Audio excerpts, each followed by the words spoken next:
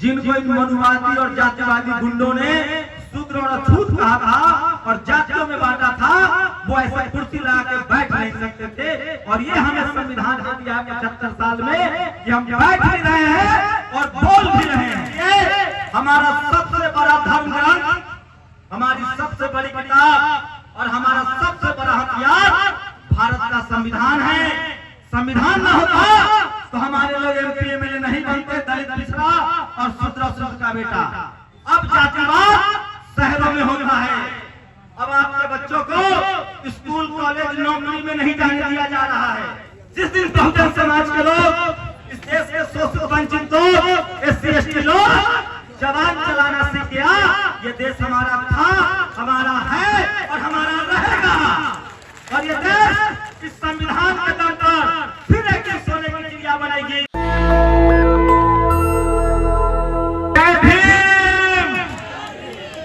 भैया आप जय भीम वाले हैं, क्लियर कर जय भीम वाले हैं तो वही बोलेंगे।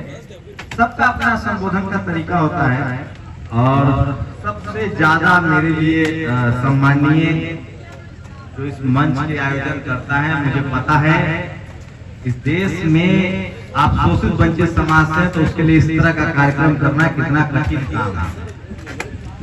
सालों की मेहनत लगी होगी, महीनों की मेहनत लगी होगी और लोगों ने क्या क्या कहा होगा।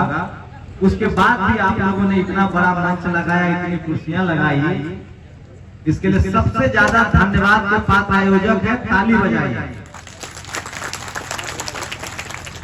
बोलने और खाने वाले से ज्यादा भारी काम है घर में राशन जुटाना और भाषण के लिए मंच तैयार करना। तो आप सब लोग और जो सुनने आए हैं उनका कीमती समय है। हम लोग ज्यादा नहीं बोलेंगे, 5 मिनट आपका समय लूंगा क्योंकि हम लोग भी दूर से आए हैं आप लोगों से मिलने, तो 5 मिनट अपनी बात कहेंगे।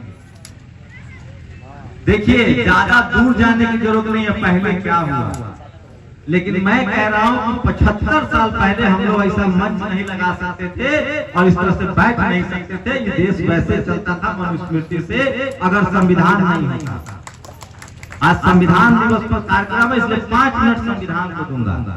इस देश में सब कुछ था, राजा भी था, प्रजा भी था, लेकिन इस देश के 90% लोगों को, जिनको इन मनुवादी और जातिवादी गुंडों ने शूद्र और अछूत कहा था और जातियों में बांटा था, वो ऐसे कुर्सी लगा के बैठ नहीं सकते थे। और ये हमें संविधान दिया 75 साल में कि हम बैठ भी रहे हैं और बोल भी रहे हैं। हम जानते हैं कि हमारे घरों में फूस है, गरीबी है, हमारे सांसद जी ने कहा, लेकिन मैं ये भी कह रहा हूँ, मैं निगेटिव आदमी नहीं हूँ। मैं अपने घर का पहला ग्रेजुएट हूँ, मेरे पिताजी मजदूर थे, वैसे ही यहाँ के सब लोग के बाप दादा मजदूर थे, लेकिन आज हमारे बच्चे स्कूल कॉलेज जा रहे हैं और हमें भरोसा है कि अगर हमने इन जातिवादी मनुवादी पेशवाओं से जो संविधान खत्म करने की बात कर रहे हैं, अगर हमने अपना संविधान बचाया तो ये संविधान हम सबको बचाएगा। सोचिए, इस देश में सम्राट अशोक का देश था, चंद्रगुप्त मौर्य का देश था, दुनिया के लोग यहाँ पढ़ने आते थे 14वीं शताब्दी तक। इस देश में शिवाजी जैसे राजा हुए जिन्होंने कल्याणकारी नीतियां बनाई। ज्यादा दिन नहीं हुआ है, 14वीं शताब्दी तक हमारे बाप दादा जब इस देश में राजा थे, सम्राट अशोक हो, चंद्रगुप्त मौर्य हो, धनानंद हो, तो यहाँ ज्ञान की गंगा बहती थी। हम व्यापारी थे, हमारा देश सोने का व्यापारी था।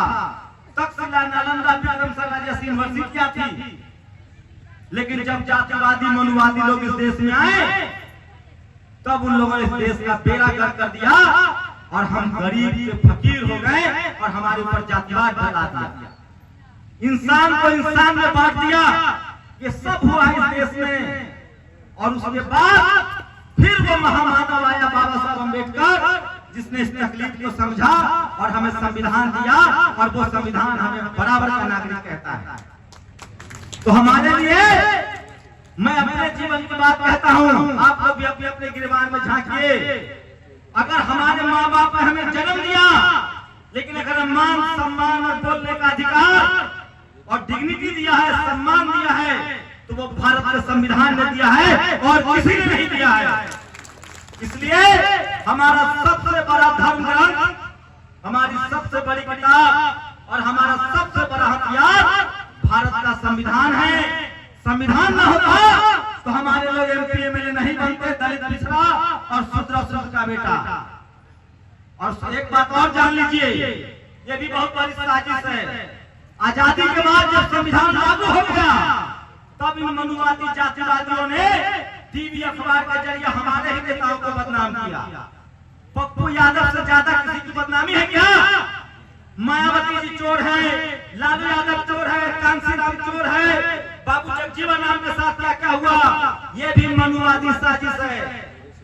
इस देश का जितना SC ST OBC, मैं संविधानिक नाम कह रहा हूँ, हमें संविधान ने एक नाम दिया है, चाहे किसी धर्म के हो, हमें SC ST OBC के लोग हैं।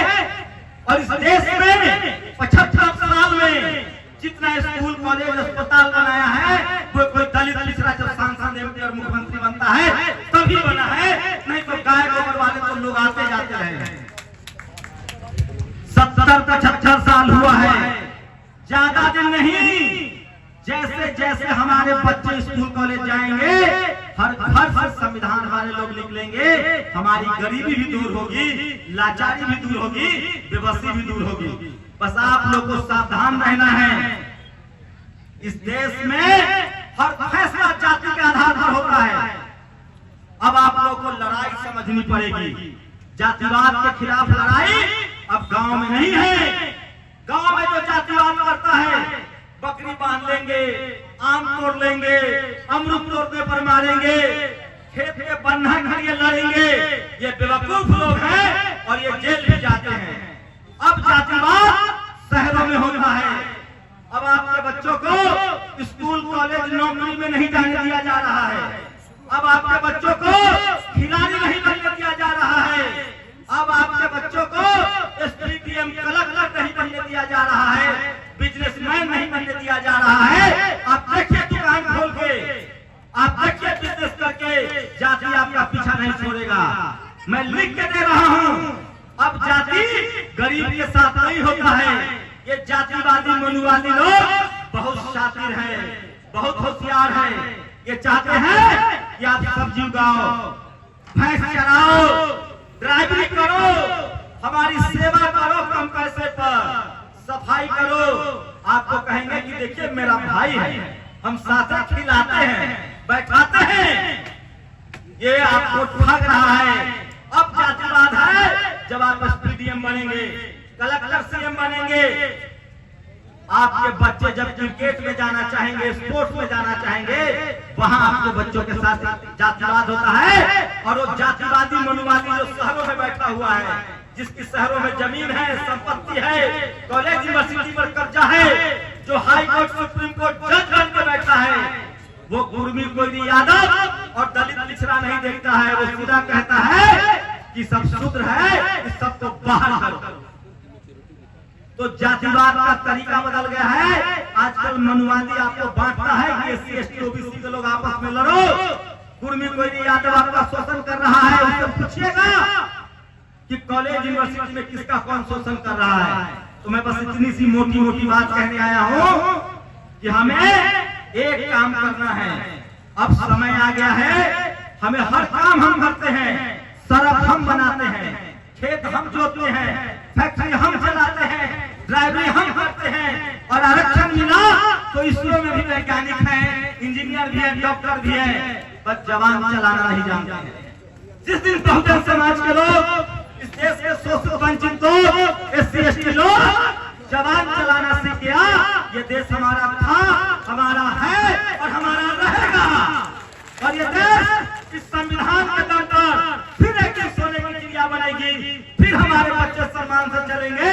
और हम किसी के खिलाफ नहीं है रे भाई, हम बदला नहीं, बदलाव चाहते हैं और संविधान के तरीके से। और जो संविधान है उसके लिए हम सतत जागरूक रहेंगे। और जो संविधान की बात करेगा वही भारत पर राज करेगा। आप लोग आए, हमको सुना, मैं सिर्फ कह रहा हूँ, किसी भी कीमत पर 5 जगह पर अपनी हैसियत दिखानी है। अपने बच्चों को स्कूल कॉलेज भेजना है, बिजनेस में भेजना है, सिनेमा में भेजना है, खिलाड़ी बनाना है, जहाँ पैसा और पावर है वहाँ अपने को भेजना है, वही हमारा मुक्ति बनेगा। और संविधान रहेगा तो हम सब बचेंगे, नहीं तो हम सबको बारी बारी से जाति के नाम पर मारा जाएगा। जय भीम, नमोबुद्धाय, जय संविधान, जय भारत। नेशनल दस्तक की आपसे गुजारिश है कि अगर इसको बचाना चाहते हैं तो नेशनल दस्तक को सब्सक्राइब करने के लिए रेड कलर के सब्सक्राइब बटन को दबाएं, फिर बेल आइकन की घंटी दबाएं। नेशनल दस्तक को बचाने के लिए बहुत जरूरी है कि हर खबर को शेयर करें, लाइक करें, कमेंट जरूर करें।